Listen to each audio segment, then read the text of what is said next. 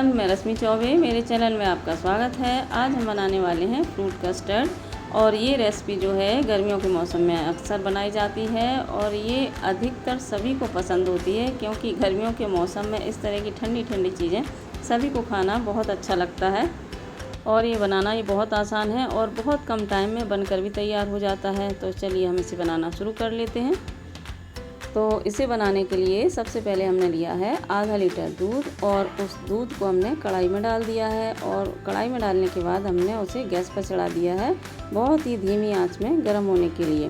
तो चलिए आगे हम इसकी तैयारी करते हैं। तो उसके लिए हमने ये 2 केले और 1 आम ले लिया है। तो इन्हें हम छील कर और काट कर तैयार कर लेते हैं।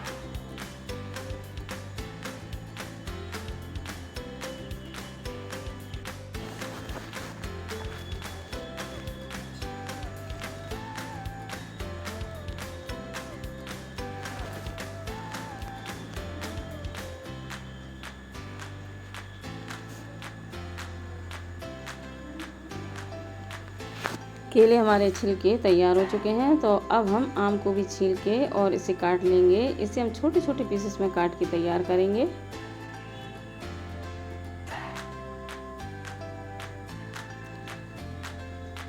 आम को भी हमने छोटे छोटे पीसेस में काट के तैयार कर लिया है। और चलिए अब हम कर लेते हैं केले को कट करके तैयार। तो इसे भी हम उसी तरह से छोटे छोटे पीसेस में काट के तैयार कर लेते हैं। वैसे कस्टर्ड में मैंने आम और केले का यूज़ किया है, और आपको यदि और भी कोई फल पसंद हो तो आप इसमें और भी कोई फल ऐड कर सकते हैं अपनी पसंद के अनुसार। और वैसे हम इसमें वही फल डालते हैं जो हमारे बच्चे आसानी से खा लेते हैं, नहीं तो वे थोड़ा सा दिक्कत करते हैं। तो हमने आम और केला तैयार कर लिया है। और चलिए देखते हैं, दूध भी उबल के तैयार हो चुका है। दूध को हमने अच्छे से उबाल लिया है। और उबाल लेने के बाद अब हम इसमें ऐड करेंगे चीनी। और चीनी हमें इसमें इतनी ऐड करनी है जितना कि हम कस्टर्ड को मीठा पसंद करते हैं, उसी हिसाब से हमने इसमें चीनी ऐड की है। हमने एक मीडियम कटोरी से आधी कटोरी चीनी को ऐड कर दिया है। और अब इसके बाद हमें इस चीनी को थोड़ा सा पकाना है। तो ये पूरी तरह से मेल्ट हो जाए तब तक हम इसे चलाएंगे, और 1-2 उबाल अच्छे से आ जाएं तब तक हमें इस दूध को उबालना है। तो तब तक हम चलिए कस्टर्ड तैयार कर लेते हैं। तो इसके लिए हमने एक छोटी सी कटोरी में आधा कप दूध लिया है नॉर्मल टेम्परेचर का, और उसमें हमने डाल दिया 2 चम्मच वनीला एसेंस का कस्टर्ड। और इसे हम अच्छे से इसके साथ घोल लेंगे। और कस्टर्ड को हमें गर्म दूध में बिल्कुल भी नहीं घोलना है, नॉर्मल टेम्परेचर का दूध ही हमें इसके लिए लेना है। तो ये हो चुका है तैयार। तो चलिए अब हम दूध को देखते हैं, ये काफ़ी अच्छे से उबल चुका है और चीनी भी पक गई है। तो अब हम इसमें ये कस्टर्ड इस तरह से चारों ओर फैलाते हुए ऐड कर देंगे और इसे हम तुरंत चलाने लगेंगे। इसे कस्टर्ड डालने के बाद चलाना बंद नहीं करेंगे और लगभग 1 मिनट तक हम इसे चलाते रहेंगे। और चलाते चलाते ये तुरंत गाढ़ा होने लगता है। और जब हम फ्रूट कस्टर्ड बनाते हैं तो हमें ये ज़्यादा गाढ़ा नहीं चाहिए होता है, बस इतनी ही थिकनेस इसकी चाहिए है। और अब हमने इसमें डाल दिया है थोड़ा सा इलायची पाउडर, और इसे भी हम अच्छे से मिक्स कर लेते हैं। और जितना हमें गाढ़ा चाहिए था उतना गाढ़ा ये हो चुका है। तो अब हम गैस की फ्लेम को बंद कर देंगे और इसे हमने ठंडा कर लिया है।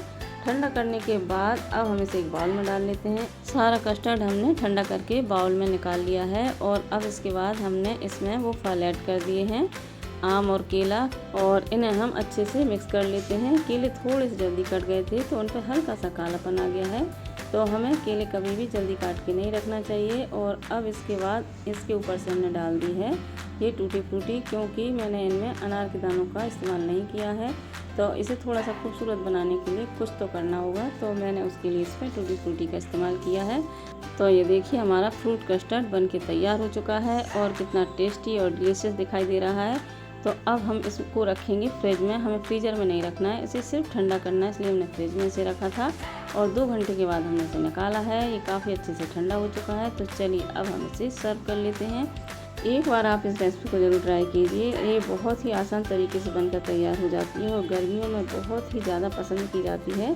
तो चलिए अब हम इसे सर्व कर लेते हैं। तो उसके लिए हमने 2 कटोरियों में फ्रूट कस्टर्ड को ले लिया है और साथ ही इसके ऊपर से थोड़ी सी गार्निशिंग कर लेते हैं। तो उसके लिए हमने डाल दी है टूटी फ्रूटी। और ये देखिए हमारा फ्रूट कस्टर्ड बनके तैयार हो चुका है।